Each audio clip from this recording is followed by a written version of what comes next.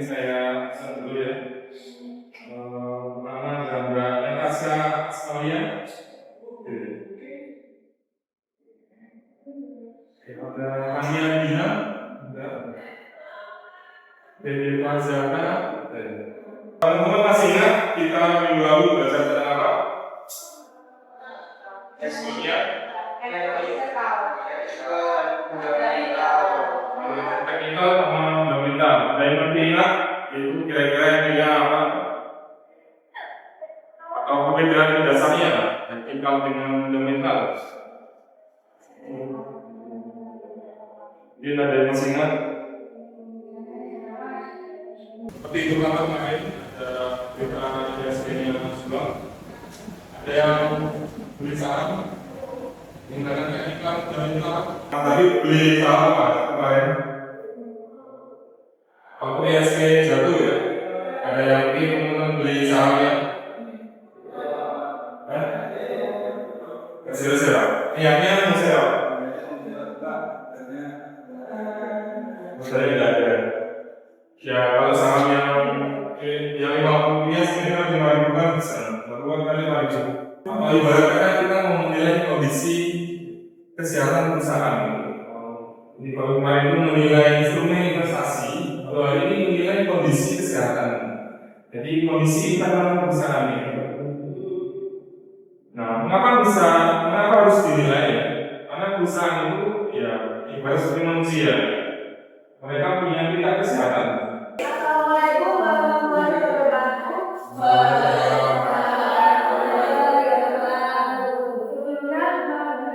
yang kesempatan ini kami dari kelompok 11 akan membahas mengenai percobaan perusahaan yang beranggotakan Arvina dan Tradisi, Nurudina Negara, dan saya sendiri Ella Marcelina.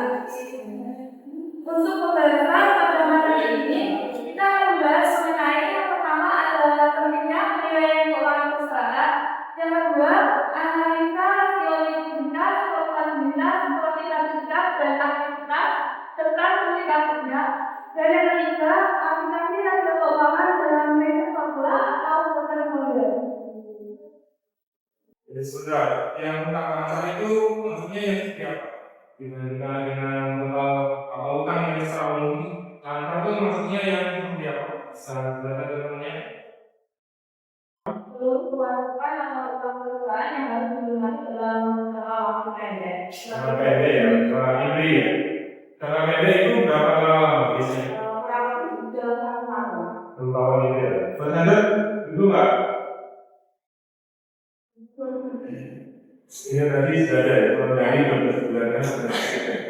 Jadi lancar itu maksudnya yang jangka tempo kurang dari 1 tahun. Jadi pemasangan lancar itu yang berarti dia bisa dicairkan dalam waktu kurang dari 1 tahun. Maka 663 juta dibagi 4 miliar 486 juta 400.000 dikurangi 1 miliar 925 juta 210.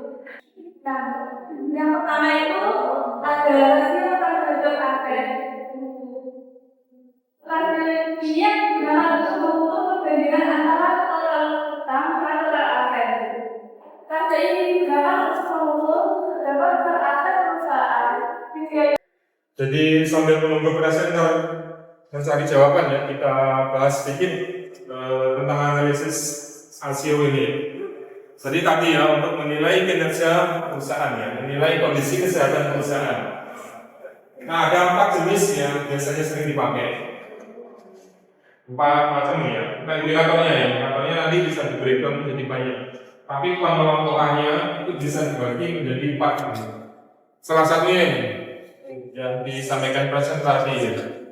Rasio likuiditas.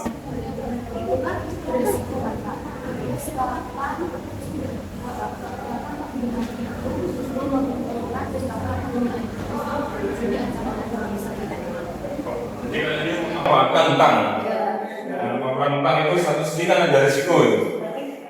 Tapi di sisi lain bisa dapat keuntungan dengan memanfaatkan aset yang dari utang. Nah, kapan kekurangannya? Atau ya layaknya pas situasi seperti apa ya terkait dengan sebuah kualitas mana di bawah.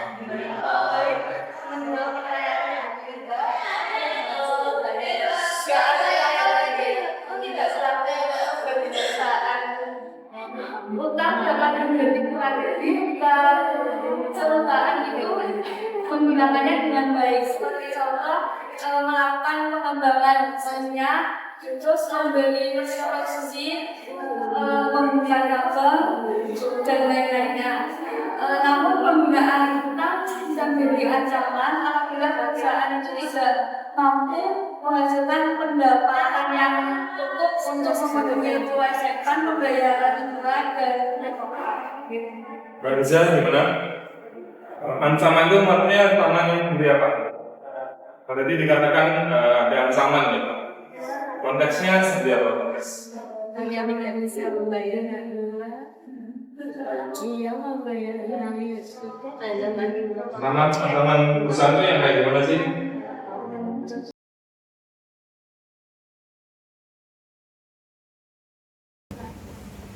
Situasi yang mengancam perusahaan yang kayak gimana?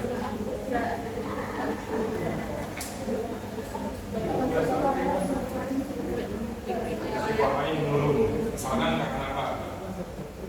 Karena contoh kasus masih ini menurun karena apa?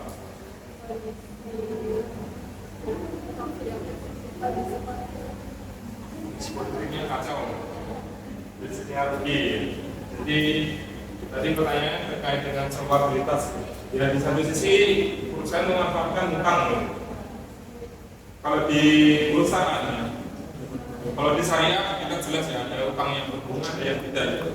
Kalau utang berbunga kan jelas tidak boleh. Tapi kalau di perusahaan, utang itu ibaratnya ya memang seperti kalau kata-kata itu pisau bermata dua ya. Jadi satu sisi dia bisa bermanfaat, satu sisi masalah gitu. Nah utang juga sama, satu sisi dia bisa meningkatkan ya nilai perusahaan laba. Perusahaan bisa memanfaatkan utang untuk menghasilkan laba gitu ya. Dan beli bahan baku, beli mesin, perduitnya. Tapi di sisi lain ada risiko gitu. Risiko terkait dengan ya bayar utang dan kalau konvensional ada bunga gitu. Nah, kalau saat digunakan ya ini terkait dengan ini sebetulnya. Ada perusahaan yang suka utangnya banyak. Jadi asetnya banyak, tapi utangnya juga banyak. Tapi ada juga perusahaan yang nggak suka utang, karena dia inginnya ya memanfaatkan bekal sendiri. Nah inilah seninya mengelola keuangan ya. Investment keuangan itu ilmu dan seni. Ya jadi ini seninya ya. Satu sisi ada manfaat, satu sisi ada risiko itu.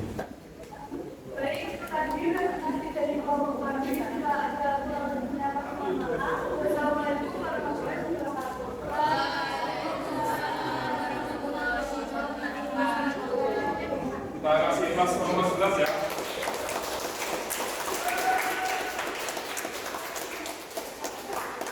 Baik teman-teman, kita lakukan sebulan kita hari ini. Setelah tadi kita dengarkan dari presenter, saya jelaskan sedikit, tambahkan ya. Tadi sudah cukup detail dibahas oleh presenter ini. Contoh-contoh analisis rasio, saya tambahkan beberapa saja supaya lebih jelas ya. Menambahkan dari presenter yang tadi. Jadi saya ulangi mata kuliah kita ini ya, bagian pembelajarannya itu terkait dengan analisis kinerja keuangan. Jadi diharapkan teman-teman nanti bisa mengevaluasi kinerja keuangan dengan menggunakan rasio yang tadi kita bahas. Ada 4 jenis. Ada rasio pertama apa? Likuiditas, terus solvabilitas,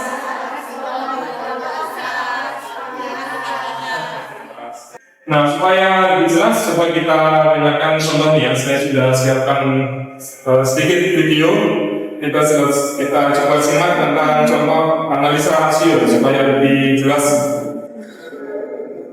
Misalkan ini, dua perusahaan yaitu PT Madu Daya dan PT Tata Usaha masing-masing memiliki aset lahan usaha 2.000 dan PT Tata Usaha aset lahan 1.500. Utang lahannya Madu Daya adalah 1.000 dan PT Tata Usaha adalah 1.200. Nah, analisa pertama yang bisa kita gunakan adalah current ratio. Bandingkan PT Madudaya yang tadi memiliki skor 2 itu memiliki tingkat kesehatan yang lebih tinggi. Artinya total asetnya jauh lebih banyak yang bisa dipakai untuk menutupi total utang negara yang dimiliki. Likuiditas ini ibarat adalah hubungan dari pengalaman ya. Analisis rasio, jadi ada part yang sudah kita pelajari untuk menilai kondisi kesehatan perusahaan. Sebelum kelas kita akhiri, mungkin ada yang mau disampaikan, ada pertanyaan barangkali, silakan. Cukup, tidak ada? Tidak ada ya, baik. Kalau sudah tidak ada, kita akhiri pertemuan kita. Kalau tadi kita sudah membaca bismillah, maka kita akhiri dengan hamdalah.